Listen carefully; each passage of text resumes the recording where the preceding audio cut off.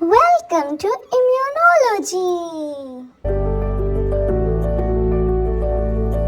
Maturation of B cells, जो कि मैंने आपको बताया कहाँ से बन रहे हैं, बोन मैरो में बन रहे हैं। प्री बी सेल से हमने बी सेल बनाने हैं, मैच्योर नाइव बी सेल।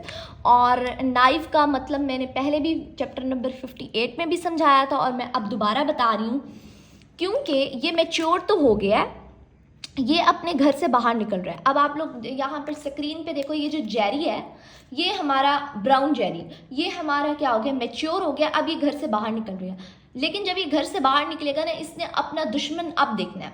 जैसे हम अपने जब एफएससी तक होते हैं, हम लोग बहुत मेच्योर मतलब प्यूबर्टी तक तो पहुंच जाते हैं, मगर यूनिवर्सिटी में जब जाते हैं जो ऐसे दुश्मन देखते हैं, फिर हमें अक्ल आती है, फिर हम नाइव नहीं रहते, हम मासूम नहीं रहते। लेकिन एफएससी तक हम बहुत मासूम होते हैं।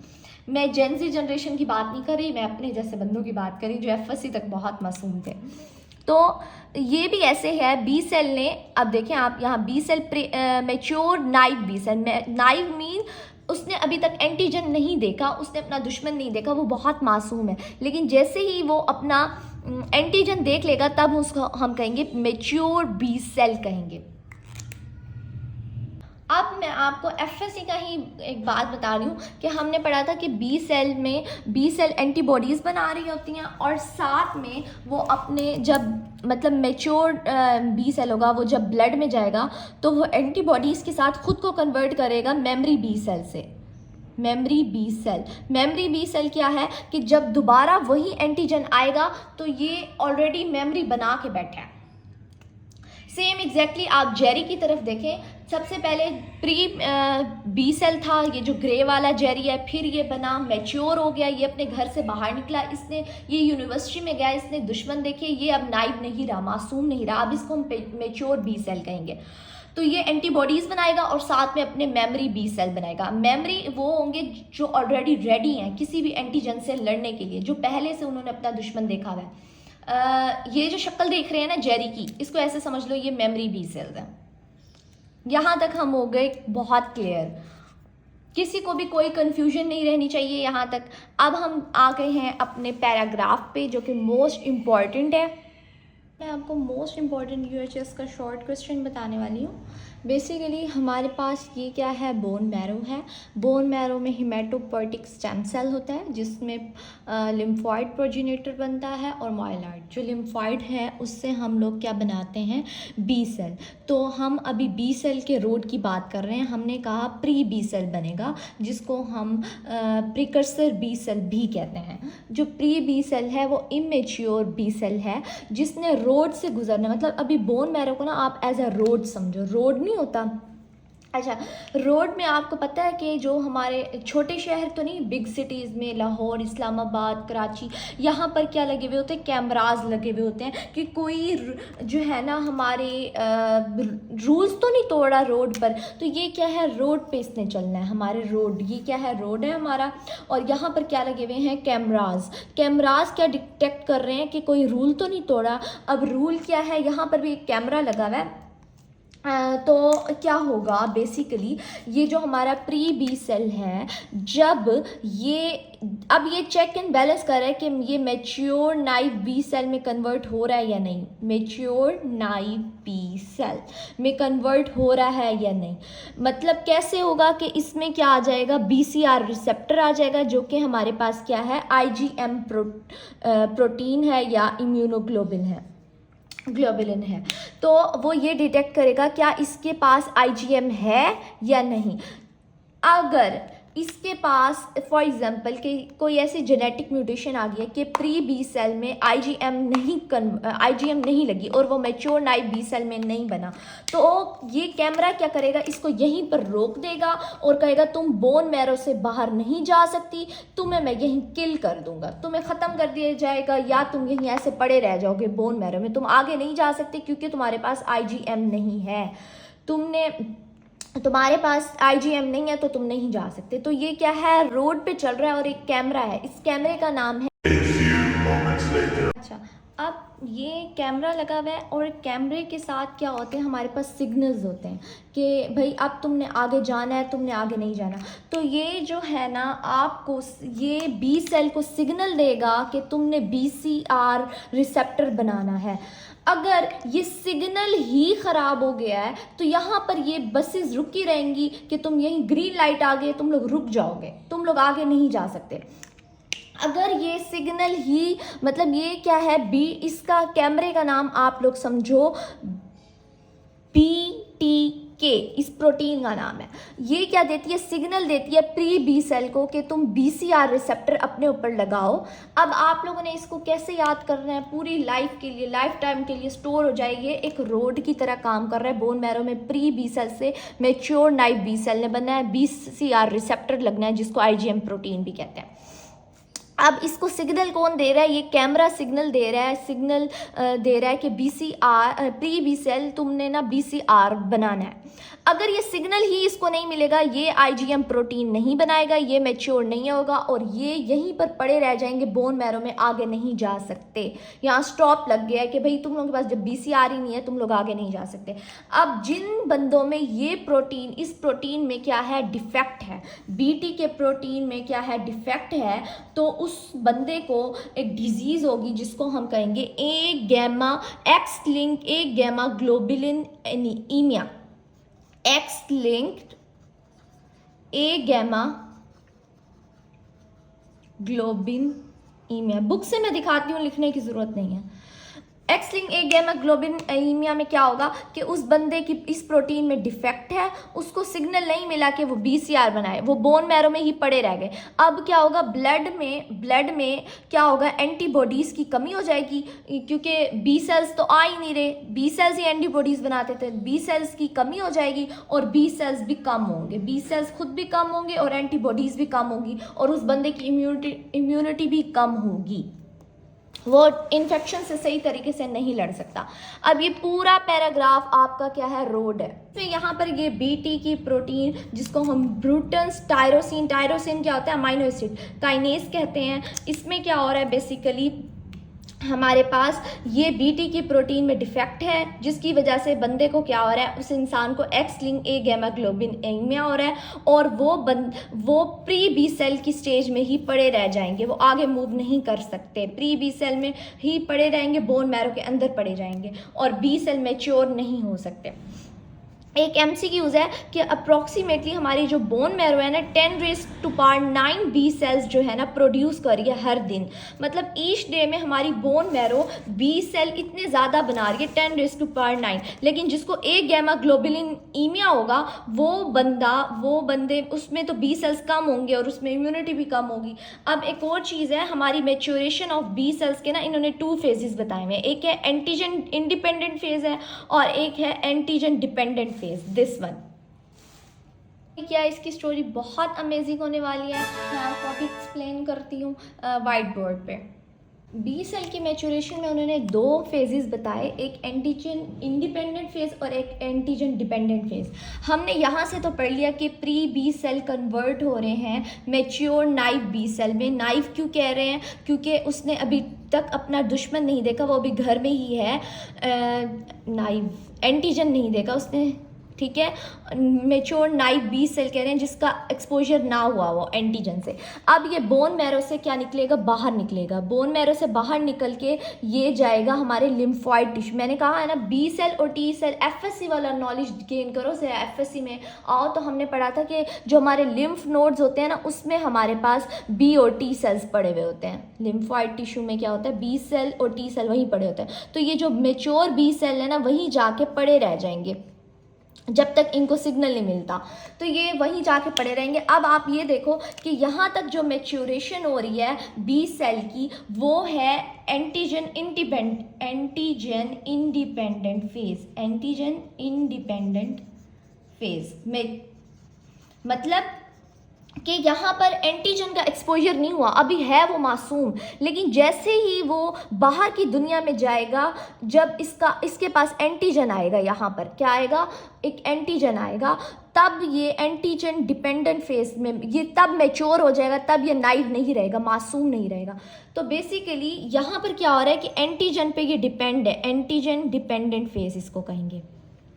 इसकी जो एक्टिवेशन हो रही है ना वो एंटीजन के थ्रू हो रही है। एंटीजन आएगा यहाँ पर IgM के साथ, BCR रिसेप्टर के साथ अटैच होगा, बी सेल एक्टिवेट हो जाएगा, एंटीजन डिपेंडेंट फेज। तो इसकी मतलब मैचुरेशन 2 फेजेस में है। सबसे पहला फेज तो ये था कि जो बोन मैरो में हो रहा है प्री बी सेल से मैच्योर बी सेल, जो कि एंटीजन इंडिपेंडेंट है, मतलब यहाँ एंटीजन नहीं आया, लेकिन BCR रिसेप्टर की वजह से ये मैच्योर हो चुका है, प्यूबर्टी तक पहुंच चुका है। लेकिन अभी इसने यूनिवर्सिटी में जाना है, लोगों से धोखे खाने हैं, अपने दुश्मन देखने हैं। एंटीजन जब देखेगा तब ये एंटीजन डिपेंडेंट फेस हो जाएगा और ये पूरा एक्टिवेट हो जाएगा, पूरा मैच्योर बी सेल बन जाएगा। अब आप ये स्क्रीन पे देखो, प्री बी सेल कैसा है, ये मासूम सा जो इमेच्योर ग्रे हमारा जेरी है, ये प्री बी सेल है। फिर ये बना मैच्योर नाइव बी सेल। अब ये अपने घर से बाहर निकल रहा है, अपने बिल से, अपनी बोन मैरो से बाहर निकल रहा है और ये लिम्फॉइड टिश्यू में जाएगा, वहाँ पर इसको दुश्मन नजर आएगा और ये एक्टिवेट हो जाएगा। This is how our immunity work. बहुत मज़े का सीन था। अब आ जाए मेरे बच्चे, अब हम पता कहाँ जा रहे हैं, अब इतने मज़े के टॉपिक में जा रहे हैं, बिल्कुल कुछ मुश्किल नहीं है। अब हम बेसिकली पढ़ेंगे कि जो IgM है, ये जो BCR रिसेप्टर है, ये हमारा बी सेल कैसे बना रहा है, इसका स्ट्रक्चर क्या है। मतलब कि आप लोग ऐसे समझो कि हमने इस चैप्टर में पता क्या करना है, इस चैप्टर में ये जो हमारी इनेट, हमारी अडॉप्टिव इम्यूनिटी के सेल्स हैं, टी सेल और बी सेल, और उनके ऊपर जो रिसेप्टर है TCR और इसके ऊपर जो रिसेप्टर है BCR, जो कि मैंने कहा IgM प्रोटीन है, हमने इसका स्ट्रक्चर डिस्कस करना है कि ये कैसे बना हुआ है और TCR कैसे बना हुआ है। पहले तो मैं तुम लोगों को बहुत प्यारी पिक्चर दिखाती हूँ और यहीं से मैं आपको स्टार्ट कराऊंगी। और ये इतना बेसिक है, इतना प्यारा है ये टॉपिक, मैं आपको बता ही नहीं सकती, इतना इजी है बल्कि। तो ये हमारे पास क्या है, ये बी सेल का है, IgM इसका स्ट्रक्चर है, और ये मेरे पास क्या है, ये मेरे पास TCR रिसेप्टर का स्ट्रक्चर है। UHS का most favourite short question, long question, UHS का most favourite short question and long question, तो इसको स्किप ही नहीं कर सकते। आगे वाले चैप्टर्स भी इसी पर ही बेस करते हैं, तो ये इतना इम्पोर्टेंट है। और है बच्चों वाला, बेबीज, बिल्कुल बेबी से नहीं होती वैसे वाला टॉपिक है। अच्छा जी, अब हम पहले पढ़ेंगे अपना BCR रिसेप्टर का स्ट्रक्चर, फिर हम पढ़ेंगे अपने TCR रिसेप्टर का स्ट्रक्चर, फिर हम ये देखेंगे कि BCR रिसेप्टर बन कैसे रहा है, फिर हम 1-2 गेम्स खेलेंगे। ये हैं वो गेम्स, BCR रिसेप्टर कैसे बन रहा है वो गेम्स खेलेंगे हम, FSC वाली, और अभी हम इसके स्ट्रक्चर पे चलते हैं। Okay guys, let's start the structure of the antibody. Antibody बनती कैसे है? बेसिकली जो हमारे पास BCR रिसेप्टर, वो IgM एंटीग्लोबुलिन है, जो कि हमारे पास क्या होती है, प्रोटीन होती है। अब इसमें हमारे पास FSC में ही पढ़ के आए थे हम लोग, हमारे पास 4 पॉलीपेप्टाइड्स होते हैं, जिसमें हमारे पास 2 लाइट चेन्स होती हैं और 2 हैवी चेन्स होती हैं। लाइट चेन हम क्यों कहते हैं, क्योंकि उसका वेट कम होता है, और जो हैवी चेन हम क्यों कहते हैं, क्योंकि उसका वेट ज़्यादा होता है।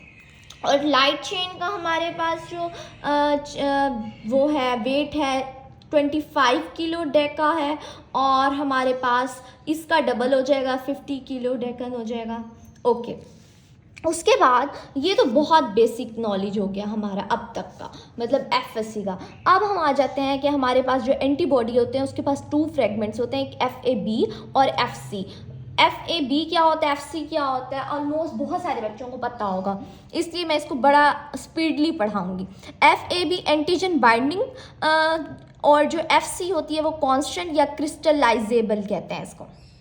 अब जो हमारे पास FC है, जिसको हम कांस्टेंट रीजन कह रहे हैं, वो हमारे साथ सेल के साथ अटैच होती है, मतलब बी सेल या किसी भी सेल के साथ अटैच होगी, वो FC होगी। यहाँ सेल है, ये सेल की मेम्ब्रेन है, ऐसे समझो बी सेल पड़ा हुआ है, बी सेल के ऊपर एंटीबॉडी है ना, तो ये कि एफसी जो फ्रेगमेंट होता है कांस्टेंट, जो क्रिस्टलाइजेबल भी कहते हैं उसको, वो अटैच होता है सेल के साथ, और जो एफएबी एंटीजन बाइंडिंग साइट होती है उसमें होता है वेरिएबल एक रीजन, जिसकी जहाँ पर आके यहाँ एंटीजन ने अटैच होना होता है, यहाँ आके एंटीजन ने अटैच होना होता है। अब हमारे पास दो लाइट चेन है, दो हैवी है, ये लाइट चेन हो गई और ये लाइट चेन हो गई, दिस वन और this one light chain, same exactly ये हमारे पास लाइट चेन है, ये बुक में लाइट चेन है, मैंने इसको थोड़ा सा यहाँ बनाया है। उसके बाद हमारे पास आ जाती है कि हमारे पास जो है ना हैवी चेन कौन सी है, एक ये हैवी चेन है और एक ये हैवी चेन है। अब जो लाइट चेन है और हैवी चेन है इसमें क्या डिफरेंस है, बेसिकली जो हमारे पास लाइट चेन है उसमें एक वेरिएबल रीजन है और एक कांस्टेंट रीजन है। ओके, तो अब हमारे पास ये जो है ये हमारे पास लाइट का कांस्टेंट है, एक वेरिएबल रीजन है एक कांस्टेंट रीजन है, लेकिन जो हमारे पास हैवी चेन है जिसका वेट ज़्यादा है, जिसमें अमाइनो एसिड ज़्यादा है, उसमें एक ही वेरिएबल रीजन है, यहाँ पर भी एक वेरिएबल है, यहाँ भी एक वेरिएबल है, लेकिन उसमें 3 कांस्टेंट है। जो हैवी चेन है उसमें 3 कांस्टेंट रीजन है, ये हैवी का कांस्टेंट है, CH is the constant of heavy chain. ठीक है, अब एक MCQs है जो कि हमने मतलब अब फर्स्ट टाइम पढ़ रहे हैं हम अपनी एंटीबॉडी के स्ट्रक्चर में, बेसिकली हमने अपने FSC के नॉलेज में भी नहीं पढ़ा था। ये जो हमारे पास हैवी चेन है ना उसका एक कांस्टेंट, दिस वन, मतलब 3 कांस्टेंट है ना, एक 1 कांस्टेंट, 2 कांस्टेंट, 3 कांस्टेंट। ये जो 1 कांस्टेंट है ना ये हर एंटीबॉडी का चेंज होगा, मतलब ये डिसाइड करेगा टाइप ऑफ एंटीबॉडी। अगर आपको याद हो हमने 5 टाइप्स ऑफ एंटीबॉडीज़ पढ़े थे FSC में। गेम, GAMED, गेम मतलब GAIGG, IgA, IgM, IgE, IgD, ये हम 5 पढ़ के आए थे। तो ये कौन डिसाइड करेगा कि ये IgM है, ये कौन डिसाइड करेगा ये IgG है या E है, वो डिसाइड करेगा हैवी रीजन का एक कांस्टेंट रीजन जो चेंज होगा। अब ये भी हैवी चेंज है, हैवी चेन है, तो उसमें एक कांस्टेंट रीजन क्या होगा, ये डिसाइड करेगा टाइप ऑफ एंटीबॉडी। अब ये वाला कांस्टेंट ही डिसाइड करेगा कि मैं IgM हूँ, IgG हूँ या IgE हूँ या IgD हूँ।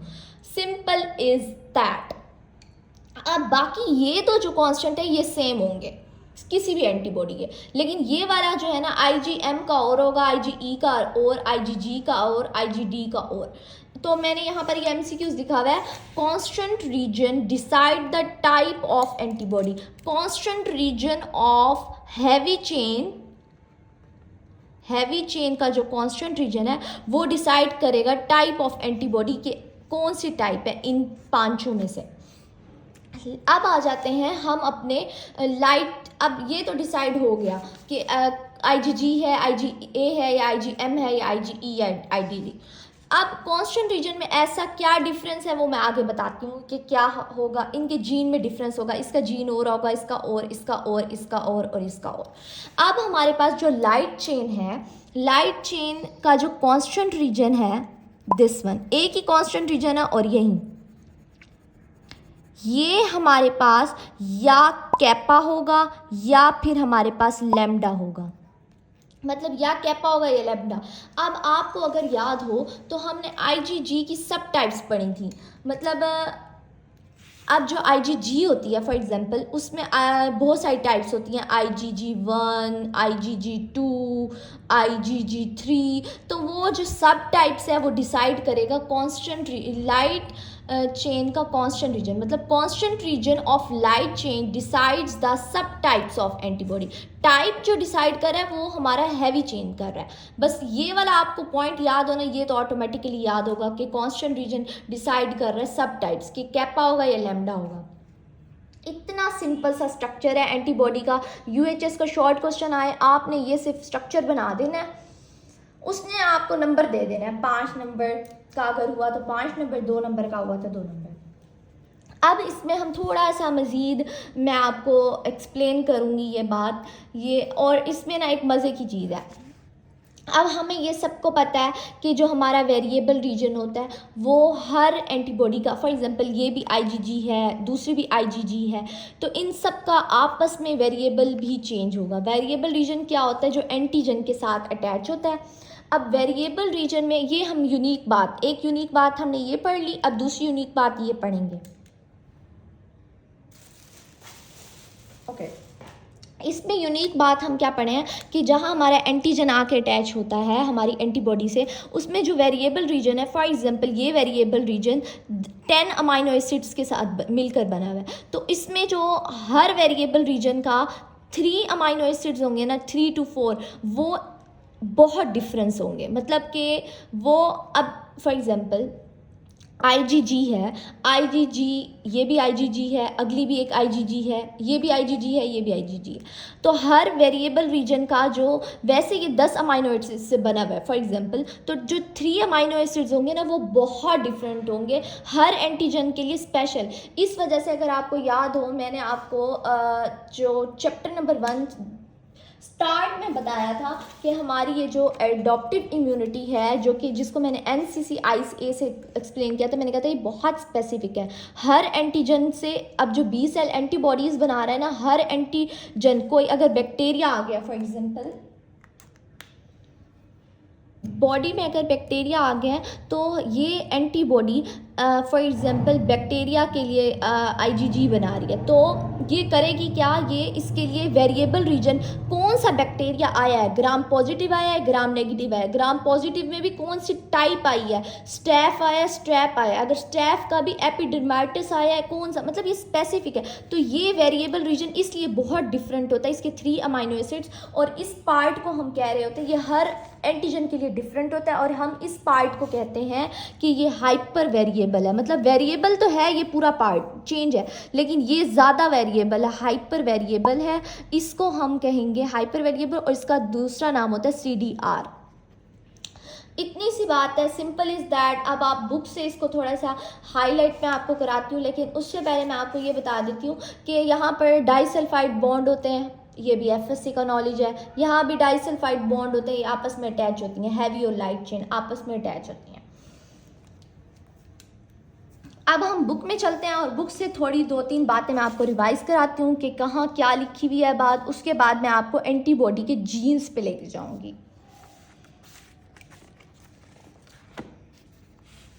ओके, सबसे पहले यहाँ आप अंडरलाइन कर दें तो जो मैंने आपको कहा था कि हमारे पास जो मॉलिक्यूलर वेट है लाइट चेन का वो 25 किलो डेका है, और जो हमारे पास मॉलिक्यूलर वेट है वो हमारे पास 50 का है, और ये वाई शेप्ड होती है, ये भी हमें पता है।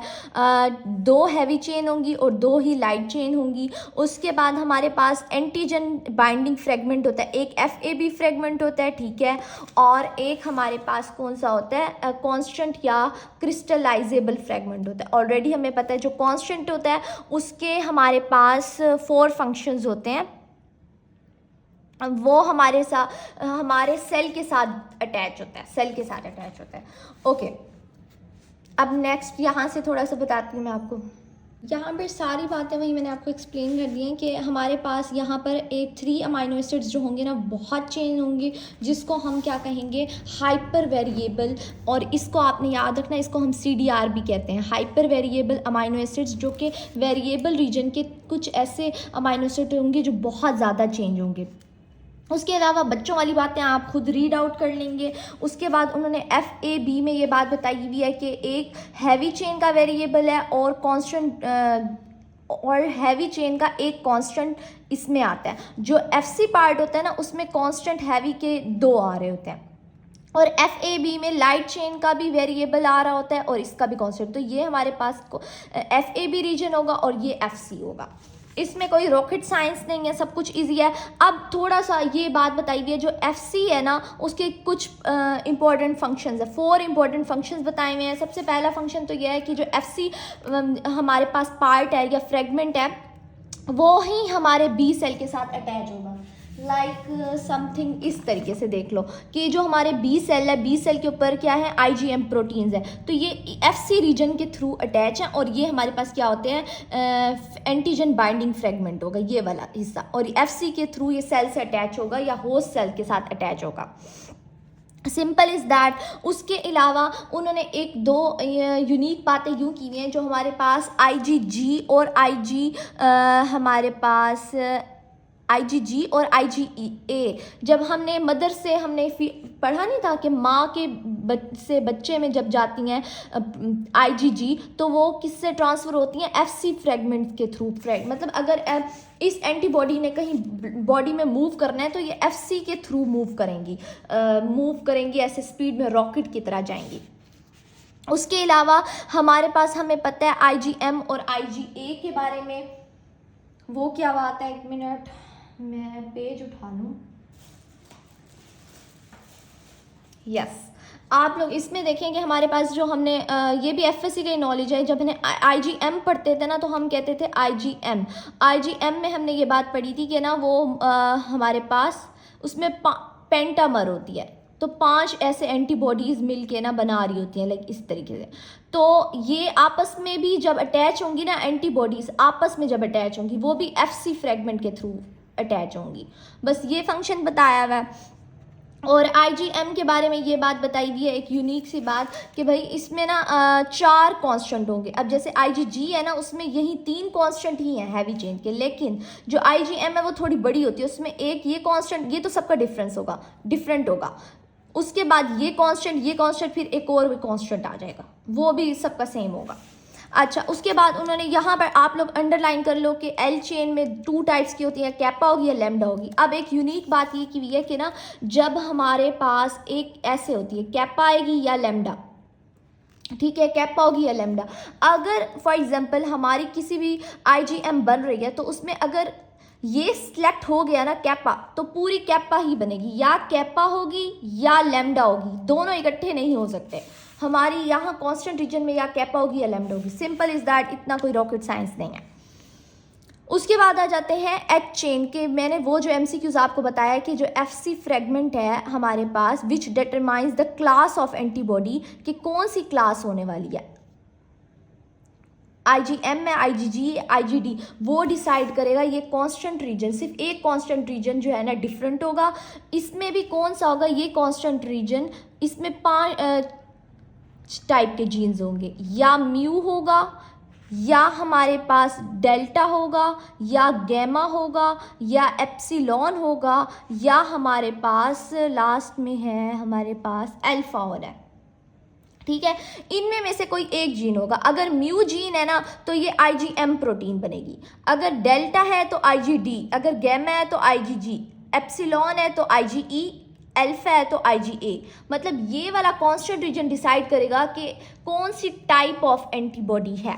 सिंपल इज़ दैट, उन्होंने यहाँ बताया हुआ है गैमा होगा, अल्फा होगा, म्यू होगा, एप्सिलॉन होगा और डेल्टा होगा। इतनी सी बात है, कोई रॉकेट साइंस नहीं है। अब जो असल कहानी है ना, जो इंटरेस्टिंग स्टोरी जो हम गेम खेलने वाले हैं और FSC में जाने वाले हैं, वो है एंटीबॉडी जीन्स। क्योंकि ये प्रोटीन है, प्रोटीन को बनाने वाला कौन है, न्यूक्लियस में बैठा हुआ DNA। अब चलते हैं हम अपनी इस डायग्राम पे जो कि UHS की मोस्ट फेवरेट है। और मज़े की बात पता है कि ये हमारे प्रैक्टिकल पोर्शन में है। मज़े की बात ये है कि हमारे लॉन्ग क्वेश्चन पे आ सकती है। ओके स्टूडेंट्स, अब हमारा जो टॉपिक है वो एंटीबॉडी के जीन्स पे है। अब हम अपने चलते हैं FSC के पॉइंट पे, जो कि हम बचपन से पढ़ते आ रहे हैं, बचपन से, ठीक है। उससे पहले मैं आपको ये फिगर दिखा दूँ। ये फिगर मैं आपको बुक से सेम एग्जैक्टली मैं आपको समझाऊंगी, लेकिन मैंने उसके लिए ये डायग्राम बनाई है और मैं यहाँ से बताऊंगी, सेम बुक जैसी ही है। अब मैं ये बुक हटा रही हूँ और ये प्लेस कर रही हूँ। अब एंटीबॉडी जीन्स को समझने से पहले हम अपने 2 पॉइंट समझेंगे। सबसे पहले हम ना अपने ये प्री बी सेल पे जा रहे हैं, ठीक है। प्री बी सेल के अंदर क्या है, as you all know nucleus पढ़ा हुआ है। अब न्यूक्लियस के अंदर क्या है, बचपन से पढ़ते आ रहे हैं, DNA है। अब DNA का हमें पता है कि अब बेसिकली DNA ने क्या करना है, प्रोटीन्स बनानी है, हमारी एंटीबॉडीज़ बनानी है, जो कि IgM बी सेल के ऊपर लगी हुई होती हैं, ठीक है। अब हमें पता है कि जब डीएनए से हमारा टेम्पलेट डीएनए बनता है कि इसने ऐसे ऐसे प्रोटीन बनानी है, फिर हमारे पास क्या होता है जो मैसेंजर आरएनए बनता है, ठीक है। यहाँ हमारा डीएनए आपस में खुल जाएगा ना, तो उसके साथ देख के हमारा मैसेंजर आरएनए बनता है। उसके बाद मैसेंजर आरएनए साइटोप्लाज्म के अंदर जाता है, ठीक है। और हमने ये एफएससी में पढ़ा था, हमारे साइटोप्लाज्म के अंदर क्या होते हैं, राइबोसोम पड़े होते हैं। राइबोसोम के पास जाता है और ये मैसेंजर आरएनए ऐसे होता है, और राइबोसोम क्या करता है, इसकी ऐसी प्रोटीन्स बनाना शुरू हो जाता है, amino acid amino acid amino acid amino acid. तो राइबोसोम क्या करता है, प्रोटीन्स बनाता है, ठीक है। अब बेसिकली हमने क्या पढ़ा था कि यहाँ से डीएनए से जब आरएनए बनता था, डीएनए से आरएनए बनता था, तो हम इसको ट्रांसक्रिप्शन कहते थे। एफएस सेकेंड ईयर में हमने पढ़ा था, एफएससी की सेकेंड ईयर में। और आरएनए से जब प्रोटीन्स बनती थी, कोई भी प्रोटीन मैसेंजर आरएनए से प्रोटीन्स, उसको हम ट्रांसलेशन कहते थे। सेम एग्जैक्टली ऐसे हो रहा है कि हमारा जो प्री बी सेल है ना, उसमें डीएनए पड़ा हुआ है, डीएनए में से मैसेंजर आरएनए बनेगा, मैसेंजर आरएनए से प्रोटीन बनेगा। प्रोटीन बेसिकली क्या है, हमारी एंटीबॉडीज़ आईजीएम, तो आईजीएम बी सेल के ऊपर अटैच हो जाएगी। अब बेसिकली हम आईजीएम को बनाने के लिए ही अपने जीन्स की तरफ मूव ऑन कर रहे हैं, जो कि ये पिक्चर है। इतनी क्यूट, इतनी मज़े की पिक्चर है ना ये, बहुत, और आप लोगों को बहुत मज़ा आने वाला है ये समझने में। अब बेसिकली ये हमने क्या बनानी है, सबसे पहले ना हम हैवी चेन पे जाएंगे, हैवी चेन बनाएंगे, उसके बाद हम लाइट चेन बनाएंगे। हैवी चेन कौन सी है, हमारे पास ये होती है, एक हैवी चेन हमारी बाप से आती है, दूसरी हैवी चेन हमारी माँ से आती है। फिर एक माँ, बाप और माँ से मिलने के बाद कंट्रीब्यूशन होके एक नई शक्ल बनती है, और वो हमारी एंटीबॉडीज़ बन रही होती हैं। अब बेसिकली हमारी बोन मैरो में क्या है, हमारे प्री बी सेल पड़े हुए हैं, उनमें न्यूक्लियस है, न्यूक्लियस में डीएनए है। डीएनए ही बताएगा कि कैसी एंटीबॉडीज़ बननी है। वही अब ये जो डीएनए है, ये ऐसे ओपन हो जाता है, हमारे पास एक और टेम्पलेट डीएनए। अब इस डीएनए से सिलेक्शन होती है कि ये जीन जाएगा, ये जीन जाएगा, इस डीएनए के भी पार्ट में सिलेक्शन होती है। उसके बाद डीएनए से मैसेंजर आरएनए बनता है, और मैसेंजर आरएनए आपको याद था कि एक ऐसी हमने पढ़ा था कि मैसेंजर आरएनए बनता है। मैसेंजर, ये मैं आगे बताती हूँ ये पॉइंट, आफ्टर स्पाइसिंग क्या होती है। जो मैसेंजर आरएनए उसमें वो वाली प्रोटीन्स रहती हैं जो डीएनए से मैसेंजर आरएनए बनाना, सेम एग्जैक्टली। और जो आरएनए होता है मैसेंजर आरएनए, उसमें ऐसी प्रोटीन्स बनती हैं जिन्होंने जाके एंटीबॉडीज़ बनानी है। जो जाके एंटीबॉडीज़ नहीं बनाएंगे ना, उनको यहाँ से कट किया जाता है, उनको, उस चीज़ को हम कहते हैं स्पाइसिंग। ये मैं आगे एक्सप्लेन करती हूँ। अब मैसेंजर आरएनए राइबोसोम के पास जाना है, और राइबोसोम ने उसकी ट्रांसलेशन करके प्रोटीन बना देनी है। प्रोटीन क्या है, बेसिकली हमारी एंटीबॉडीज़ हैं जो कि आईजीएम, जो कि बी सेल पे पढ़नी है, लगनी है, और इसको कहेंगे मैच्योर नाइव बी सेल। और आपको याद होगा कि हमने पढ़ा था कि आईजीएम वो प्रोटीन है, वो एंटीबॉडी है जो हमारी फर्स्ट हमारी बॉडी में बनती है। जब वो न्यू बॉर्न होता है, उसमें सबसे पहले आईजीएम बनती है, फिर वो क्लास स्विचिंग हो जाती है उसकी आईजीजी में। वो कैसे होता है, आज उसका जवाब हमें आज मिलेगा उस बात का। तो ये टॉपिक बहुत इंटरेस्टिंग होने वाला है। अब मेरी बात सुनो कि ये जो हमारे पास डीएनए है, ठीक है, इसमें हमारे पास क्या होते हैं, जीन्स होते हैं। अब हमारी जो हैवी चेन है, उसमें हमें पता है कि एक वेरिएबल, हाँ ये ब्लर क्यों हो रहा है कैमरा, ठीक है, उसमें हमारे पास क्या होता है, एक वेरिएबल पार्ट होता है हैवी चेन में, और बाकी हमारे पास क्या होता है, कांस्टेंट होता है। अब कांस्टेंट का एक जो हमारे पास, उसके बाद और भी कांस्टेंट होता है, फिर कांस्टेंट, जो ये वाला कांस्टेंट होता है ना, उसने डिसाइड करना है कि आईजीएम बनेगी, आईजीजी बनेगी या आईजीई, मतलब टाइप ऑफ एंटीबॉडी ये हैवी चेन का कांस्टेंट डिसाइड कर रहा है। अब वेरिएबल रीजन के जो जीन्स है ना हमारे पास, वो हमारे पास V1 से V45, मतलब कि कौन सा वेरिएबल बनेगा, हमने कहा था कि ये जो एंटीबॉडीज़ होती है हर एंटीजन के लिए स्पेसिफिक वेरिएबल पोर्शन होता है। तो अब ये वेरिएबल V1 का जीन आया, V2 का, V3 का, V4 का, मतलब हमारे पास इतने जीन्स हैं वेरिएबल को बनाने के लिए, V45 तक जीन है। ठीक है, ये हमारे पास हो गए वेरिएबल पोर्शन के जीन्स। फिर हमारे पास आते हैं दूसरा, सेकेंड नंबर पे, ये हमारे पास जो है ये है डाइवर्स, और थर्ड नंबर पे है ज्वाइनिंग। मतलब कि यहाँ पर तो एंटीबॉडी में हमारे पास डाइवर्स और ज्वाइनिंग शो नहीं हो रहा, बट जो वेरिएबल पोर्शन है ना उसको बनाने वाला एक वी जीन है और एक डाइवर्स है। ठीक है, और हमारे पास डाइवर्स हो गया, एक हो गया ज्वाइनिंग। मतलब जो वेरिएबल पोर्शन, हैवी चेन का जो वेरिएबल पोर्शन है वो इन्होंने बनाना है, इन जीन्स ने। अब वी जीन्स में भी कौन सा वी आएगा वो डीएनए सेलेक्ट करेगा, न्यूक्लियस इंस्ट्रक्शन देगा कि ये वाला जीन आगे जाओ, V1 आया। फिर डाइवर्स जीन आएंगे, उनमें से D1 से 23 तक जीन्स हैं। फिर ज्वाइनिंग में 6 है, मतलब J1, J2, J3, J4, 5, 6 तक है। मैंने इनको कलर्स नहीं किया, मैंने बस मतलब वेरिएबल और थोड़ा कांस्टेंट को कलरफुल बनाने के लिए ना कलर कर दिया। अब वेरिएबल रीजन बन रहा है हैवी चेन का, मतलब हैवी चेन कौन सी है हमारी, दिस वन। ये हमारे पास हैवी चेन है, उसका वेरिएबल, अभी हम कांस्टेंट पे नहीं गए, हम वेरिएबल पोर्शन बना रहे हैं। वेरिएबल पोर्शन में भी हमारे पास V1 से V45 हैं, D1 से D23 हैं, J1 से J6 हैं। अब V1 आएगा या V2 आएगा, V3, वो हमें डिसाइड न्यूक्लियस बताएगा। अब उसने कहा कि V1 आ जाओ, ठीक है, इसकी जगह V2 भी आ सकता था, ये हमारा भी कंसर्न नहीं है। उसके बाद ना उसने यहाँ से सिलेक्ट किया D2 तुम आ जाओ, फिर यहाँ से सिलेक्ट किया J2 तुम आ जाओ। ठीक है, यहाँ पर हमारे पास ये बन गया हमारे पास वेरिएबल पोर्शन, मतलब कि हमारे पास हमारे डीएनए ने सिलेक्ट कर दिया, जो टेम्पलेट डीएनए बनाता है उसने सिलेक्ट कर दिया वेरिएबल रीजन में कौन कौन जा रहा है। उसके बाद आ जाता है constant region, constant this one. ठीक है, अब ये हमारे पास 5 जो है ना हमारे पास जीन होते हैं कांस्टेंट रीजन के। एक होता है म्यू, एक होता है डेल्टा, एक होता है गैमा, एक होता है एप्सिलॉन, लास्ट में है अल्फा। अब जब हमारे पास ये जीन पड़े हुए होते हैं ना, फर्स्ट नंबर पे हमारे पास ना म्यू होता है। म्यू ना आप माइक्रो से याद रखो, माइक्रोबायोलॉजी हम पढ़ते हैं ना, मतलब हमने इम्यूनो से पहले माइक्रो में पढ़ी हुई है, तो एम जो है ना उसका म्यू से याद करो। अगर हमारे पास, मैंने पहले भी आपको एक्सप्लेन किया था, कांस्टेंट रीजन में अगर म्यू है, म्यू जाएगा, जीन आएगा, तो फिर हमारे पास कौन सी एंटीबॉडी बनेगी, IgM।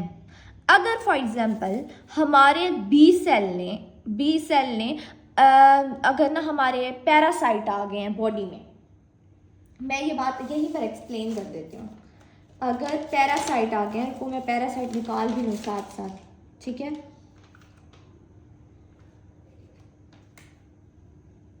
अगर हमारी बॉडी में ना पैरासाइट आ गया, ठीक है, पैरासाइट में आपको पता है IgE एंटीबॉडीज़ आती हैं, तो ना हमारे बी सेल ने सिलेक्ट करना है कांस्टेंट रीजन E, जो कि IgE के लिए होता है। ठीक है, इसने आके लग जाना है और हमारे पास एंटीबॉडीज़ बन जाएंगी IgE। लेकिन क्योंकि हमारी अब फर्स्ट में हम पढ़ रहे हैं, फर्स्ट में हमारी बॉडी सिर्फ IgM बनाती है, क्योंकि सबसे पहले IgM का कांस्टेंट रीजन होता है, जिसको हम कहते हैं C म्यू। हमारी बॉडी ने, हमारे डीएनए ने इंस्ट्रक्शंस दी प्री बी सेल ने कि भाई C म्यू तुम आ जाओ और लग जाओ। अब ये हमारे पास टेम्पलेट डीएनए बन गया। टेम्पलेट डीएनए ने क्या बनाना है, मैसेंजर आरएनए। मैसेंजर आरएनए में आपको याद होगा कि ऐसा आरएनए तब बनता है, वो ना नॉन प्रोटीन पार्ट, जिस पार्ट ने प्रोटीन नहीं बनाना उसको कट कर देता है, और बाकी जो प्रोटीन पार्ट जिसने जाके एंटीबॉडीज प्रोटीन पार्ट बनाना है राइबोसोम पे जाके, उसको लगा। इसलिए यहाँ लिखा हुआ है मैसेंजर आरएनए आफ्टर स्पाइसिंग, या आप इसको आफ्टर कटिंग भी कर सकते हो। बुक में यही लाइन लिखी हुई है, मैं आपको दिखाती हूँ। अच्छा जी, अब V1 आगे आ गया, D2 आगे आ गया, J2 आगे आ गया। अब इन पोर्शन ने बनाना है वेरिएबल रीजन, एंटीबॉडी का वेरिएबल, हैवी चेन का वेरिएबल रीजन इन तीनों ने बनाना है, V1, D2 और J2। अब जो कांस्टेंट रीजन है वो हमारे पास म्यू है, इसका मतलब ये IgM एंटीबॉडीज बन रही हैं। Simple is that. अब ये जाएगा राइबोसोम के पास, राइबोसोम ने IgM प्रोटीन्स बना दी और ये हमारे पास बी सेल ने अपने ऊपर IgM प्रोटीन्स लगा दी, जिसको हम BCR भी कहते हैं। Simple is that. ये हमारे पास हैवी चेन बन गई, ठीक है, हैवी चेन तो बन गई। अब हम अपनी लाइट चेन भी मैं आपको एक्सप्लेन करती हूँ। अब चलते हैं हम अपनी लाइट चेन पे कि लाइट चेन कैसे बनती है। लाइट चेन में भी हमने ऐसे वेरिएबल रीजन बनाना है और कांस्टेंट रीजन बनाना है। This one. अब ये मैं फिगर थोड़ी सी आप लोगों को ऐसे करके दिखा रही हूँ लाइट चेन की, बल्कि ऐसे आ जाओ, हाँ पहले ऐसे समझ लेते हैं फिर दिस वन। ये हमारे पास क्या है, लाइट चेन के जीन्स हैं DNA पर। अब ना हमारा जो प्री बी सेल है उसमें जो न्यूक्लियस है उसमें क्या है, DNA है।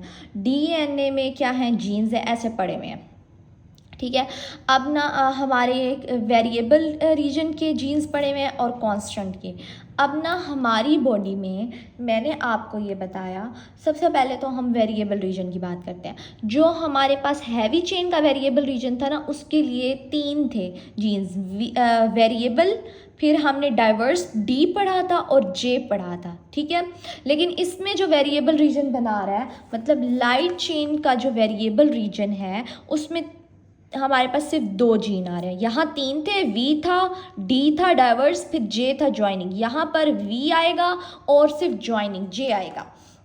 अब यहाँ पर V के जो जीन्स हैं, लोकस हैं कि V1 ने आना है, 2 ने आना है, 3, हो सकता है V30 आ जाए यहाँ पर, ये DNA सेलेक्ट करेगा।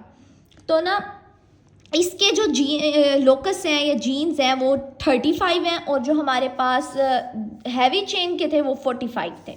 ये बुक में लिखे हुए हैं, आप लिखो मत, बिल्कुल ड्रॉ करने की ज़रूरत नहीं है, सब कुछ बुक में लिखा हुआ है। ये सिर्फ मैंने एक्सप्लेन करने के लिए, आपको थोड़ा यूनिक बनाने के लिए पिक्चर बनाई है। उसके बाद हमारे पास डाइवर्स है नहीं, इसमें ज्वाइनिंग वहाँ पर 6 थे, 6 यहाँ पर 5 हैं। उनमें से DNA सेलेक्ट करेगा कि J1 ने आना है, 2 ने आना है, 3 आना है, 4 ने। अब DNA ने सेलेक्ट किया, DNA ने ऑर्डर दिया मुझे J3 चाहिए, J3 आ गया टेम्पलेट DNA में। फिर अब कांस्टेंट रीजन का आपको पता है, मैंने पहले बताया कि जो लाइट चेन है उसका कांस्टेंट रीजन या कैपा होगा या लैम्डा होगा। अब या कैप्टा आएगा हमारी बॉडी में या लैम्डा। अब क्या होगा कि कैपा आ गया। अब ना आपको मज़े की बात बताऊं, जो हमारे पास मतलब कांस्टेंट रीजन में ना कैपा है या लैम्डा, यहाँ पर मैंने ये बात लिखी भी है, जो कांस्टेंट पोर्शन है ना लाइट चेन का। एक मिनट, यस अब सही है। अच्छा, जो कांस्टेंट पोर्शन है ना उसमें एक जीन आएगा, या लैम्डा या कैपा। कैपा की एक ही टाइप है, लैम्डा की आगे 4 टाइप्स हैं। तो हमने IgG1 पढ़ी थी, IG2, IG3, मतलब ये सब टाइप्स जो डिसाइड कर रहा है वो इसका कांस्टेंट रीजन डिसाइड कर रहा है लाइट चेन का। अच्छा जी, अब हमारी बॉडी ने क्या सिलेक्ट किया, C कैपा, तुम आ जाओ, वो आ गया। अब हमारे पास जो बन रही है प्रोटीन वो V1J3CK है। अब हमारे पास ये जो है ये वेरिएबल पोर्शन बनाएगी, ये कांस्टेंट। अब हमारी लाइट चेन भी बन गई। अब क्या होगा, ये असेंबलिंग हो रही है। अब रुक जाओ, ये देखो दिस वन, ये हमारे पास यहाँ लाइट चेन बन गई, यहाँ हमारे पास हैवी चेन बन गई और ये असेंबलिंग होगी साइटोप्लाज्म के अंदर और यहाँ पर आके अटैच हो जाएगी IgM, जिसको हम मैच्योर नाइव बेस सेल कहते हैं। This is how our body works. और अब मैं आपको मज़े की एक MCQs बता रही हूँ, जो बुक में लाइन लिखी हुई है, मैं आपको दिखाती भी हूँ, ठीक है। अच्छा, अब ये जो DNA था जिसमें हमारे पास डिफरेंट टाइप्स ऑफ जीन्स पड़े हुए थे, अब जीन जब V1 ने आना है तो हमारी बॉडी ने क्या करना है, ऐसे DNA ने क्या करना है बेटा जी, उसने यहाँ पर ना बाकी सब को कट कर देना है।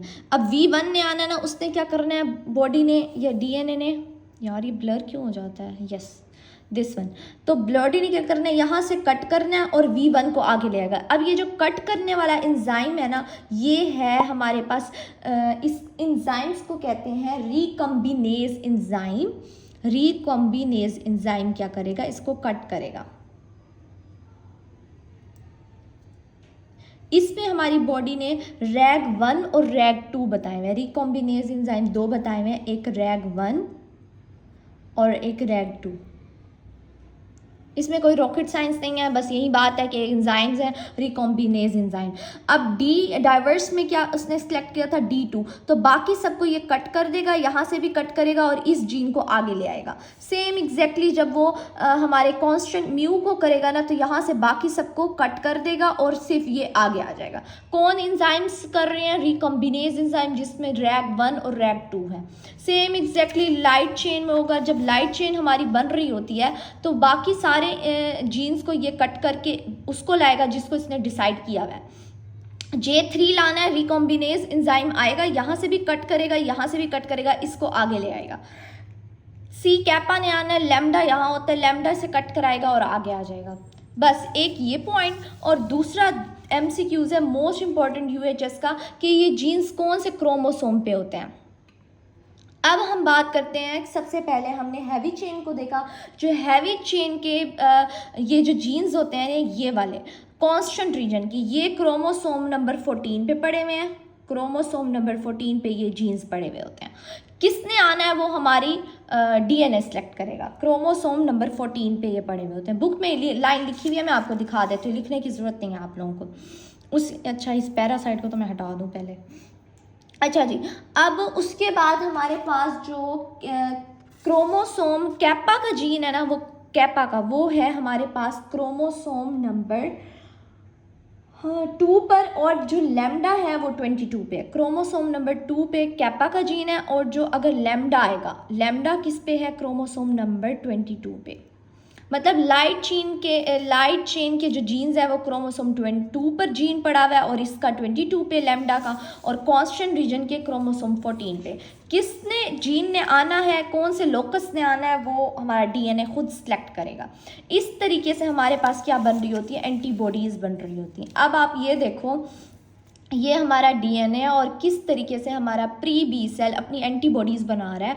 हमारे एंटीबॉडीज़ का न्यूक्लियस में जा रहा है मैसेज के। अब आपने कौन सी प्रोटीन होती है, मैंने आपको first point start of the lecture में बताया था कि BTK प्रोटीन होती है जो सिग्नल देती है प्री बी सेल को कि IgM बनाओ, मैच्योर करो, फिर बोन मैरो से निकलो। तो ये न्यूक्लियस इस तरीके से हमारी IgM बना रहा होता है। हमारी बॉडी में सबसे पहले IgM बनेगी, मतलब कांस्टेंट रीजन का म्यू रीजन सेलेक्ट होगा, क्योंकि ये फर्स्ट में पड़ा हुआ होता है, इस वजह से। अब उसके बाद क्या होगा, जब बी सेल मैच्योर हो चुके हैं, ये हमारे लिम्फॉइड टिश्यू में जाएंगे, और लिम्फॉइड टिश्यू में जब सिग्नल आएगा, मतलब हमारे T सेल इसको एक्टिवेट करेंगे। T सेल को कौन एक्टिवेट करता था, एंटीजन प्रेजेंटिंग सेल, कि भाई पैरासाइट आया है। अब बी सेल को जब पता चला ना कि पैरासाइट आया है, तो वो क्या करेगा, अपने न्यूक्लियस को सिग्नल देगा और कहेगा IgM की जगह ना, अब IgM तो बन गई है, पहले IgM की जगह ना मुझे IgE बना के दो, क्योंकि पैरासाइट आया है। पैरासाइट में क्या होते हैं, IgE। बी सेल का जो न्यूक्लियस है ना, जो मैच्योर बी सेल का न्यूक्लियस, वो क्या करेगा, वो CE को आगे ले आएगा, और यहाँ से कटिंग हो जाएगी। यहाँ से रिकॉम्बिनेज एंजाइम क्या करेगा, यहाँ से बाकी सबको कट कर देगा, ठीक है, CE, और आगे CE आएगा, यहाँ पर CE एप्सिलॉन आएगा, तो एंटीबॉडीज़ बन जाएंगी हमारे पास एंटीबॉडीज़ IgE बन जाएंगी in the case of parasite. और हमें तो इस तरीके से हमारी इम्यूनिटी वर्क कर रही होती है कि हमारा कौन सा पैरासाइट आया उसके बाद सेलेक्ट होगा। लेकिन हमारी बॉडी में सबसे पहले IgM होगी, और ये क्या करती हैं, IgM क्लास स्विचिंग कर लेती हैं गैमा से। मतलब class switching in the sense, ये IgM ना हमारी बॉडी में बाद में चेंज होंगी, गैमा में भी चेंज हो सकती है। मतलब यहाँ से ना कटिंग हो जाएगी, उसके बाद हमारी गैमा कन्वर्ट नहीं हो सकती IgM में, IgM कन्वर्ट हो सकती हैं गैमा में, क्योंकि यहाँ से कटिंग हो ही गई, ये तो रिमूव हो गए, ये रिमूव हो जाता है एक बार बन के, IgM ये रिमूव हो जाता है, ये नंबर 1 पे होता है। ये क्या करता है, क्लास स्विच करता है IgG में, गैमा में, C गैमा, तो C गैमा बनेगा और IgG हमारी बॉडी में आ जाएंगी। लेकिन जब बेबी पहले पहले बॉर्न होता है उसमें IgM होती हैं और वो क्लास स्विच कर जाती है IgG में,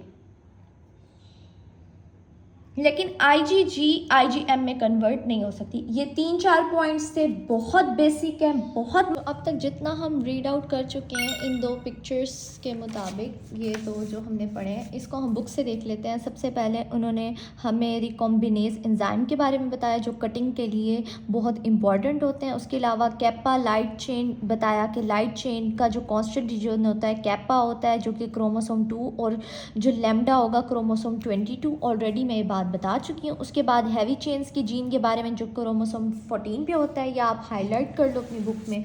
उसके बाद ना उन्होंने क्या बात बताई, ये थोड़ा सा देख लो कि ना उन्होंने कहा कि जो हमारा variable region of heavy chain का जो वेरिएबल रीजन है उसमें 3 जीन सेगमेंट्स है, V, D और J। ऑलरेडी मैंने बताया V, D और J। लेकिन लाइट चेन के जो वेरिएबल रीजन है उसमें सिर्फ V और J है, ये आपने बात याद रखनी है, ये बताया। उसके बाद उन्होंने कुछ 45 उसके जो है ना रीजन है, ये भी मैं आपको बता चुकी हूँ। उसके बाद एक क्वेश्चन अराइज हुआ था, मैंने कहा था कि सबसे पहले हमारी बॉडी में IgM क्यों आती है, why are IgM and IgD are the first segment are the first antibodies that are produce. इसकी रीज़न मैंने आपको ये बताई थी कि IgM कॉन्स्टेंट रीजन का सबसे पहले म्यू सबसे पहले होता है, इस वजह से हमारी IgM हमारी बॉडी में सबसे पहले बनती है। या IgM पहले बनेगी या IgD बनेगी। IgD इज़ द डेल्टा पहले होता है या IgM। लेकिन जैसे ही IgM एक बार बन गई तो यहाँ से RAG एंजाइम्स आएंगे और इसको कट कर देंगे। फिर उसके बाद IgM जो हमारी बॉडी में पड़ी हुई होगी वो कन्वर्ट हो जाएगी IgG में। उसके बाद गैमा, तो गैमा दोबारा IgM में नहीं जा सकती क्योंकि यहाँ से कटिंग हो जाती है। जो हमारे रैग 1 और रैग 2 है ना वो आके कट कर देते हैं और ये अलग हो जाते हैं। यहाँ पर उन्होंने बताया कि म्यू और डेल्टा जीन्स पहले होते हैं, इस वजह से वो पहले बनती है। उसके बाद इन्होंने variable region of light chain का बताया कि उसमें सिर्फ V और J होंगे, डाइवर्सिटी नहीं होगी, बस इतनी सी बात। उसके बाद उन्होंने कहा कि जो H और L चेन्स है ना ये सारी बन के आ चुकी हैं साइटोप्लाज्म के अंदर। मतलब हैवी चेन का वेरिएबल रीजन भी पड़ा हुआ है, लाइट चेन भी पड़ी हुई है। उसके बाद लाइट चेन का वेरिएबल रीजन भी पड़ा हुआ है ये वाला, और कॉन्स्टेंट रीजन भी आ चुका है। अब ये सारी चीज़ें असेंबल होंगी और हमारे पास एक एंटीबॉडी बनेगी। ये कहाँ होगा, एंडोप्लाज्मिक रेटिकुलम में, और साथ में एक एलिगोसेक्राइड भी ऐड होगा। ये भी MCQs के तौर पे आप याद कर लेना। Simple is that. अब हमारे पास इतना मज़े का टॉपिक आ रहा है क्लोनल सिलेक्शन। इसमें 2-3 पॉइंट्स मैं आपको वही वाले रिपीट करा के उसके बाद एक मज़े की चीज़ ऐड करेंगे। ऑडिशन लेंगे हम B सेल का, मतलब जैसे ऑडिशन होते हैं ना एक्ट्रेस का, जैसे इस टाइप के ऑडिशंस होते हैं ना, तो हमने भी इसका ऑडिशन लेना है B सेल का। सबसे पहले ना हम 2-3 चीज़ें ये पढ़ लेते हैं कि एंटीबॉडी में डाइवर्सिटी क्यों हो रही है। आप सबको पता है कि हमारे पास डाइवर्सिटी क्यों हो रही है, हमने इतनी प्यारी पिक्चर से ये सारा एक्सप्लेन किया हुआ है कि हमारे पास जो है ना डिफरेंट हमारे पास जीन सेगमेंट्स हैं, मतलब इतनी डाइवर्सिटी क्यों है। अब फॉर एग्जांपल वेरिएबल रीजन में 45 है, इनमें से कोई भी आ सकता है, डी में से कोई भी आ सकता है, जे में से कोई, मतलब इतनी डाइवर्सिटी है जीन में। इस वजह से हमारी एंटीबॉडीज़ इतनी डिफरेंट होके हर एंटीजन के खिलाफ स्पेसिफिक एंटीबॉडीज़ बन रही होती हैं। तो देखो ये जीन्स का कमाल है, सारा अल्लाह ताला का कमाल है, ठीक है। उसके बाद उन्होंने जंक्शनल का बताया, उसमें डाइवर्सिटी होती है, ये हमें पता है, इसमें म्यूटेशंस आ जाती हैं। अच्छा मज़े की बात, यहाँ पर एक बात लिखी हुई है म्यूटेशन की, और यहाँ पर भी मैं आपको बता दूँ ये पैराग्राफ। इस पैराग्राफ में पता है क्या लिखा हुआ है, वो कहते हैं जो एंटीबॉडी है ना, जो हमारे पास हैवी चेन के जीन्स है ना वो आ रहे होते हैं हमारे पास बाप से और एक माँ से। अब उनमें भी क्या होता है, माँ बाप की सेम नहीं बनती, इनमें आती है म्यूटेशंस, म्यूटेशन के बाद ये बनती है। बच्चों में भी ये म्यूटेशन आएगी फिर उसके बाद बनेगी। ये वही बात कर रहे हैं कि भाई म्यूटेशन आती है एंड सो ऑन, ये आप खुद पढ़ लेना, आसान सी बात है। उसके बाद B सेल्स कॉपीज़ बनाता है single BCR on its surface. अपनी सरफेस पे क्या बनाता है, सबसे पहले BCR बनाता है। मैंने ऑलरेडी कहा कि हमारी बॉडी में सबसे पहले IgM बनती है, BCR बनती है। कि सबसे पहले BCR कैसे बनेगा, यहाँ C से म्यू आएगा तो IgM बनेगी, जिसको हम BCR कहते हैं। तो ये वही है कि V कोई भी आ सकता है, D कोई भी आ सकता है, J कोई भी आ सकता है, लेकिन कांस्टेंट रीजन या म्यू आएगा या डेल्टा आएगा। सिंपल इज़ दैट, और कुछ खास नहीं बताएगा। ये वो फिगर है जो हम अभी ऑलरेडी डिस्कस कर चुके हैं, जो कि बहुत मज़े की थी। यहाँ से ऐसे कर लो इसको, बल्कि ऐसे ही ठीक था। अच्छा जी, तो ये हमारे पास, हाँ बल्कि इसको ऐसे ही पढ़ाना पड़ेगा, पता नहीं मैं क्या करूँ, मेरा दिमाग खराब हो गया। अच्छा, ये प्री बी सेल है जिसका मैंने आपको बताया जीन लोकस है। उसके बाद रिकॉम्बिनेशन हो रही है कि कौन कौन सा जीन आ रहा है, रिकॉम्बिनेशन हो रही है, जो मैसेंजर आ रहे हैं उसकी स्लाइसिंग हो रही है, मतलब कटिंग हो रही है। जो यूजलेस पोर्शन है ना, जैसे ये जो लाइन आपको ये दरमियान में यूजलेस पोर्शन है, इसको रिमूव कर दिया जाएगा, स्प्लिट कर दिया जाएगा, और जिससे प्रोटीन बननी है एंटीबॉडी, उसको यहाँ ले आया जाएगा। फिर IgM प्रोटीन्स बनेंगी जो कि हमारे पास ये हैं। सिंपल इज़ दैट, इतना मुश्किल बात नहीं है। इसका आपने SS लेना है वो भी ले लो। अब आ जाते हैं मज़े के पॉइंट पे। अब हमने ना अपने B सेल का ना ऑडिशन लेना है। अब ये पूरा पैराग्राफ इसके ऑडिशन से है, जो मैं आपको ना बताती हूँ, अपने रजिस्टर पे ही बता देती हूँ, ठीक है, ताकि आसान हो जाए हर चीज़ हमारी ना मैनेज हो जाए। अब मेरी बात सुनो, हमने ना B सेल का ना ऑडिशन लेना है। ऑडिशन कैसे लेना है हमें पता है, ये बोन मैरो में बनती है। बोन मैरो में हमें ये भी पता है, सबसे पहले प्री B सेल बनता है। यार चूंटी तुम तो हट जाओ। प्री B सेल से ना जब IgM आ जाएगी, IgM का सिग्नल कौन देगा, प्रोटीन देती है BTK, जो प्रोटीन है वो इसको सिग्नल देगी IgM बनाओ, तो ये बन जाएगा mature naive B cell, mature naive B cell, ठीक है। इसका मतलब अब ना जो ऑडिशन है ना, जो इसको ऑडिशन कह सकते हैं हम, क्लोनल सिलेक्शन कह सकते हैं, B सेल सिलेक्शन कह सकते हैं, ठीक है, कुछ भी नाम दे सकते हैं, मतलब सिलेक्शन हो रही है। अब मज़े की बात क्या है कि सबसे इसमें होती है एक पॉजिटिव सिलेक्शन, नाम है ये बस ऐसे पॉजिटिव, और एक होती है नेगेटिव सिलेक्शन। मतलब दो टेस्ट हैं, एक टेस्ट का नाम पॉजिटिव है, एक का नाम नेगेटिव है। दोनों टेस्ट पास करना B सेल के लिए ज़रूरी है।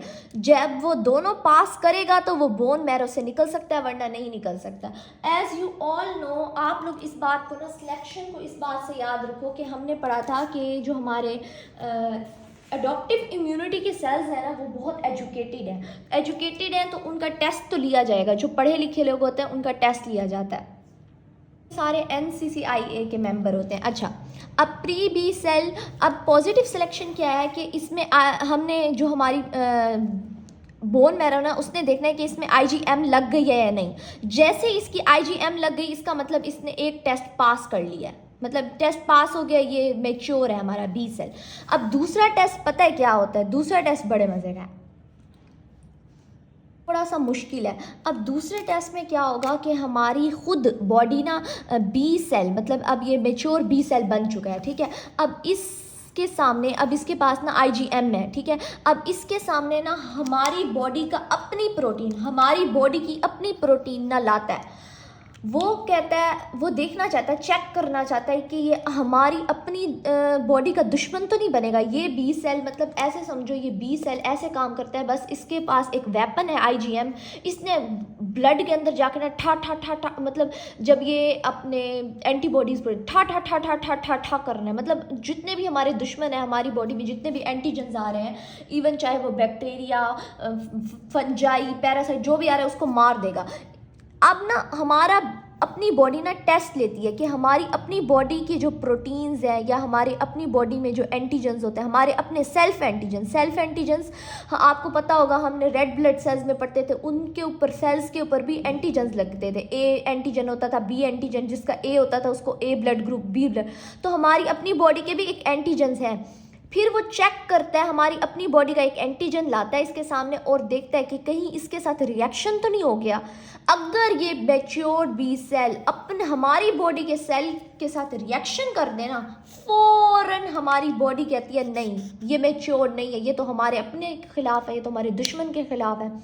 बिल्कुल तुम लोग ऐसे इसकी एग्जांपल ले सकते हो। बी सेल क्या होता है, जैसे पिछले ज़माने में बादशाह नहीं होते थे, बादशाहों के बेटे होते थे, पहले वो प्री मेच्योर होते थे, 2 3 4 ऐसे प्री मेच्योर होते थे, फिर उनका ना टेस्ट लिया जाता था। जो बादशाह का बेटा इंसानियत के लिए काम करता था ना, अवाम उसको चुनती थी, इंसानियत के लिए लड़ता था, मतलब जो अच्छा लड़ता है ना, उसके लिए उसको चुनती थी। सेम एग्जैक्टली ऐसे ही हो रहा है कि इसका ऑडिशन लिया जा रहा है कि अगर इसने हमारी आवाम को ही, हमारी बॉडी के सेल्स को ख़राब किया ना, तो बॉडी इसको किल कर देगी, बोन मैरो से इसको निकलने ही नहीं दिया जाएगा। ये इसका सेकंड टेस्ट है, ठीक है, नेगेटिव सिलेक्शन जिसको कहते हैं। अगर ये हमारी बॉडी के साथ, एंटीजन के साथ रिएक्ट ना की, इसका मतलब ये अच्छा है, ये हमें कुछ नहीं करेगा, ये सिर्फ हमारे बैक्टीरिया वायरसेस को जाके बाहर किल करेगा। अब इसकी नेगेटिव सिलेक्शन क्या है कि इसको चेक किया जाता है कि हमारी हमारी सेल्फ एंटीजन के साथ रिएक्ट तो नहीं कर रहा है, ये सेल्फ एंटीजन हमारी अपनी बॉडी के एंटीजन के साथ रिएक्ट तो नहीं कर रहा। अगर ये सेल्फ टॉलरेंट है, मतलब सेल्फ टॉलरेंट मीन हमारी बॉडी हमारी एंटीजन्स को ये बर्दाश्त कर सकता है, उसके साथ रिएक्ट नहीं करेगा, तो ही इसको बोन मैरो से बाहर निकाला जाता है और कहता है जाओ अब तुम मैच्योर हो, तुम्हें निकलने की इजाज़त है। अब सुनो, अब यहाँ पर भी इन्होंने सेम एग्जैक्टली यही बात की है, क्लोनल सेक्शन। देखो कितना मज़े का ऑडिशन लिया जा रहा है बी सेल का। तो टेस्ट से साबित हुआ कि बी सेल, बी लिम्फोसाइट्स और टी का भी ऐसे ही टेस्ट लिया जाएगा। दोनों किसके हैं? NCCIA के मेंबर हैं, क्योंकि ये बहुत स्पेसिफिक है और ये एजुकेटेड होती है, इनका टेस्ट लिया जाता है। मैंने अपने फर्स्ट लेक्चर में ये बात एक्सप्लेन की थी।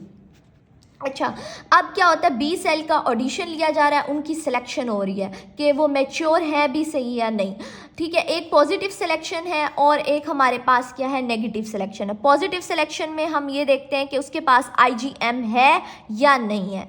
IgM है, पॉजिटिव सिलेक्शन हो गई है।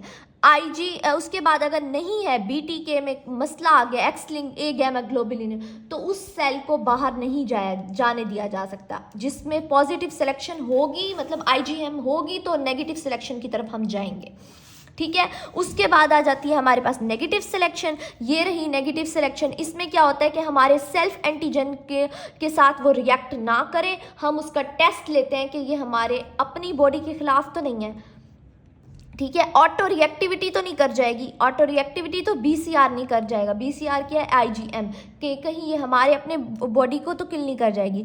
फिर क्या होगा, अगर फॉर एग्जांपल अगर जोन से B cells, for example zone से बी सेल्स हैं, ये हमारे पास बी सेल है, इसमें IgM लग चुकी है, IgM जिसको हम BCR कहते हैं। अगर ये हमारा IgM हमारे अपनी बॉडी की एंटीजन, मतलब फॉर एग्जांपल मेरी बॉडी की प्रोटीन के साथ रिएक्ट कर जाती है नेगेटिव सिलेक्शन में, तो इसका मतलब हमारी बॉडी इसको एक चांस देती है। वो कहती है अपने अंदर चेंज लाओ, तुम हमारी बॉडी के सेल्स को किल ना करो।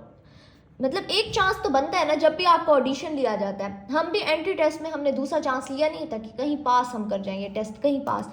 फिर बी सेल, अगर फॉर एग्जांपल बी सेल अपने अंदर चेंजिंग लाता है और फिर वो हमारी बॉडी के एंटीजन को किल नहीं करता, वो टेस्ट पास कर जाएगा, फिर उसको बोन मैरो से निकलने दिया जाएगा। लेकिन अगर एक चांस के बाद भी वो फेल हो जाता है, फेल इन द सेंस वो हमारी अपने सेल्फ एंटीजन्स के साथ रिएक्ट करना शुरू कर जाता है। फॉर एग्जांपल मेरी अपनी बॉडी की प्रोटीन के साथ रिएक्ट कर रहा है, उससे टाइम इसकी अपोप्टोसिस हो जाएगी, इसको किल कर दिया जाएगा बोन में ही, या इसको माजूर कर दिया जाएगा, या अपोप्टोसिस की जाएगी, या माजूर की इंग्लिश है एनर्जी कहते हैं, माजूर कर दिया जाएगा। इसकी IgM इससे ले ली जाएगी, इसकी अथॉरिटी इससे ले दी जाएगी और इसको कहा जाएगा तुम बोन मैरो में ही पड़े रहो। जैसे बादशाह नहीं करते थे अपने बेटों के साथ कि भाई तुम महल में ही पड़े रहो, तुम आवाम के पास नहीं जाओगे उसकी हिफाजत करने, क्योंकि तुम गंदे हो, तुम गंदे हो। एक अच्छा बेटा होता है, एक बुरा बादशाह का हम ड्रामा देखते थे जोधा अकबर, उधर भी एक अच्छा बेटा होता था, एक बुरा बेटा होता था। जो बुरा बेटा होता था वो हम अपने ही आवाम को खतरा बनता था, उसको कहते थे तुम यहीं पड़े रह जाओ। सेम एग्जैक्टली हमारी बॉडी भी इनके साथ ऐसे काम कर रही है। उसके बाद उसको क्या कर जाएगा, एनर्जेटिक और सेल्फ टॉलरेंट किसे कहते हैं कि हमारे सेल्फ एंटीजन को बर्दाश्त करना, हमारी बॉडी के उसको साथ रिएक्ट ना करें, हमारी बॉडी के एंटीजन्स के साथ रिएक्ट ना करें। अब आ जाता है छोटा सा पॉइंट है क्लास स्विचिंग क्या होती है? क्लास स्विचिंग मैंने ऑलरेडी बताया था कि हमारी बॉडी सबसे पहले हमारा जो मैंने आपको बताया कि IgM बनाती है। बी सेल्स सबसे पहले अपने ऊपर IgM बनाते हैं। ये मैच्योर हो जाते हैं, जब ये बोन मैरो से निकल जाएंगे, लिम्फॉइड टिश्यू में जाएंगे, तो जब उसके बाद इसको सिग्नल आएगा कि भाई पैरासाइट आया है, या फिर उसको सिग्नल आएगा एलर्जी हो गया, तो फ़ौरन ये IgE बनाना शुरू कर देगा। या IgG तब बनाएगा जब न्यूट्रोफिल्स, जब ना बैक्टीरिया वगैरह आके है या कोई भी इन्फेक्शन, IgG की ज़रूरत होगी तभी IgG बना देगा। IgM का IgG में कन्वर्ट होना is called the class switching. Already मैं इस पॉइंट को बहुत अच्छे से एक्सप्लेन कर चुकी हूँ कि ये हमारे पास क्लास स्विचिंग ऐसे हो रही होती है कि यहाँ से ना कटिंग हो जाती है। फिर IgM जो म्यू है जिसने IgM बनना है, IgM IgG में कन्वर्ट हो जाती है, IgM IgG में, जिसको क्लास स्विचिंग कहते हैं। लेकिन IgG IgM में कन्वर्ट नहीं हो सकती। Okay, this is called the हमारे पास क्लास स्विचिंग। ये वो लाइन है जिसको आप अंडरलाइन कर लो कि cell death has class switch from IgM can never go back. मतलब IgM से जब एक बार क्लास स्विचिंग हो गई है, दोबारा वो वापस IgM में कन्वर्ट नहीं होगा। एलीलिक एक्सक्लूजन किसे कहते हैं, मैं इसकी डेफिनेशन भी आपको एक्सप्लेन कर देती हूँ। ये UHS का मोस्ट इंपॉर्टेंट है। एलीलिक एक्सक्लूजन मैंने आपको ये बताया था कि यहाँ से जब जीन सेलेक्ट हो जाता है ना, यहाँ से कटिंग हो जाती है, ठीक है, यहाँ से हो जाती है कटिंग। कौन करता है? रिकॉम्बिनेज एंजाइम करते हैं, RAG1 और RAG2। तो बाकी सारे जीन्स को हटा दिया जाता है, इसका मतलब एलीलिक एक्सक्लूजन हो गई है। ये इसी पॉइंट को कह रहे हैं एलीलिक एक्सक्लूजन हो रही है। बाकी सारे हट जाएंगे, जिसने आना है ना, जिस एंटीबॉडी ने बनना है, बस वो आगे आएगा। Simple is that. इसको कहते हैं एलीलिक एक्सक्लूजन। अब इसकी डेफिनेशन मैं आपको एक क्या नाम है उसमें दिखाती हूँ अपने स्टिकी नोट पे। उसके बाद मैं आपको TCR के बारे में बताऊंगी, जो कि बहुत मज़े का टॉपिक है, और हमने नेक्स्ट लेक्चर में TCR ही डिस्कस करना है इंशाल्लाह, जिसको भी आप बहुत इंजॉय करके पढ़ेंगे। मैंने ना स्क्रीन पे ना एलीलिक एक्सक्लूजन और इसकी डेफिनेशन लिखी हुई है, या आप SS ले लो और अपने बुक पे लिख लो। और इसी के साथ मैंने क्लास स्विचिंग और आइसोटाइप जिसको स्विचिंग कहते हैं, इसकी भी मैंने डेफिनेशन लिखी हुई है, ये भी आप SS ले लें। और अल्हम्दुलिल्लाह हमारा B सेल यहाँ कंप्लीट हो गया। उसके बाद हम T सेल पे जाएंगे और TCR रिसेप्टर का स्ट्रक्चर देखेंगे नेक्स्ट लेक्चर में। I hope you like the video. Please like, share and comment.